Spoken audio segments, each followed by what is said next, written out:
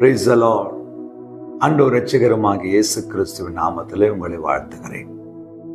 சந்தோஷமா இருக்கிறீங்களா?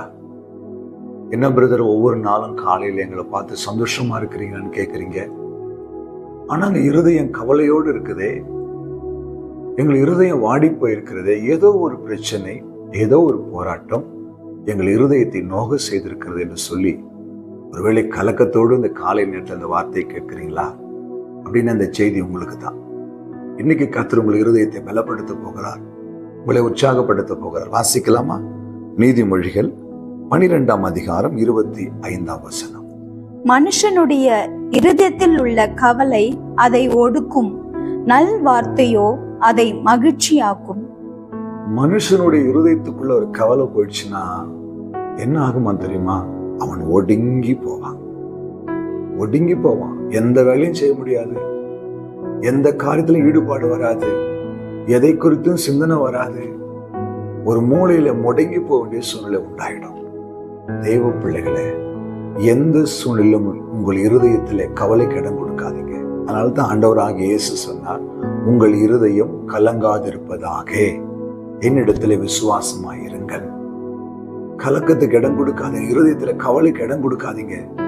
எல்லா கவலையையும் நம்மை விசாரிக்கிற ஒரு தேவனிடத்துல வச்சுட்டு சந்தோஷமா ஓடுங்க. மத்தேயுல வாசிக்கிறோம், கவலைப்படுறதுனால உன் சரீரத்துல ஒரு முழத்தை கூட்டவோ குடைக்கவோ முடியாது. அவருடைய சித்தத்தின்படி நம்மை நகர்த்தி கொண்டிருக்கிறார். ஆனா அதுல ஒரு பெரிய விஷயம் என்னன்னா, நல் வார்த்தையோ உடைந்து போன கவலையினால பாதிக்கப்பட்ட நொறுங்கி கிடக்கிற இருதயத்தை மகிழ்ச்சி இருக்க முடியும். எங்கங்க அந்த நல்ல வார்த்தை கிடைக்கும்? என் எதிர் வீட்டுல இருக்கிறவங்க கிட்ட இருந்து வருமா? இல்ல யாருக்கிட்ட இருந்து வரும்? என் நண்பன் கிட்ட இருந்து வருமா? என் உறவு கிட்ட இருந்து வருமா? இல்ல, கையில வைத்திருக்கிற இந்த வேத வார்த்தை தான் அந்த நல்ல வார்த்தை. இந்த வார்த்தைகள் அந்த இருதயத்தை பலப்படுத்தும்.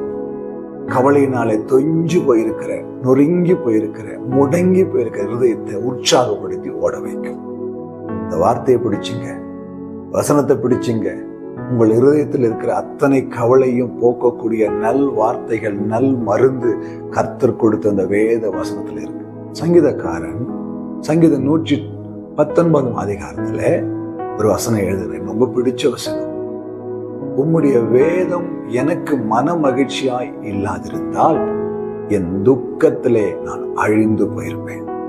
அப்ப நான் அழிந்து போகாம என் துக்கத்திலிருந்து நான் விடுதலை ஆகி இன்னைக்கு சந்தோஷமா இருக்கிறேன்னா அதுக்கு ஒரே காரணம் கர்த்தருடைய நல் வார்த்தைகள் தான். தெய்வ பிள்ளையே, ஒருவேளை ஏதோ ஒரு கலக்கம் இருதயத்துல இருக்கா? வேதனையோடு இந்த வார்த்தையை கேட்டுட்டு இருக்கிறீங்களா? ஆண்டவருடைய இருதயத்துல இருக்க கவலையை மாற்ற மாட்டாரா? எனக்கு ஒரு சந்தோஷமான நாட்களை தர மாட்டாரான்னு ஏங்குறீங்களா? கர்த்தருடைய வேதத்தை எடுத்து வாசிங்க.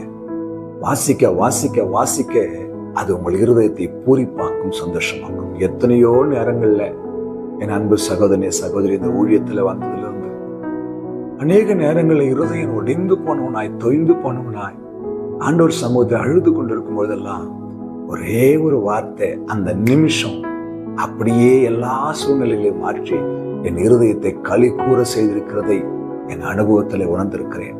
ஆண்டவர் உங்களுக்கும் அப்படி செய்வார். நம்புறீங்களா? விசுவாசிக்கிறீங்களா? கண்ணு மூடுங்க, ஜெபிக்கலாம். அன்பும் இரக்கம் உள்ள நல்ல ஆண்டவரே, நல்ல வார்த்தைகளுக்காய் ஸ்தோத்திரம். மனுஷனுடைய இருதயத்தில் இருக்கிற கவலை அவனை ஒடுக்கையா, உம்முடைய வார்த்தைகளோ அதை பூரிப்பாக்கும், மகிழ்ச்சியாக்கும். இந்த காலை செய்தியை கேட்கிற ஒவ்வொரு பிள்ளைகள் வாழ்க்கையிலும் அப்படிப்பட்டதான ஒரு மகிழ்ச்சியை கட்டளையிட்டு இருதயத்தை பலப்படுத்தும், காத்துக்கொள்ளும். இயேசு கிறிஸ்துவின் நாமத்தில் பிதாவே, ஆமென். ஹல்லேலூயா. God bless you.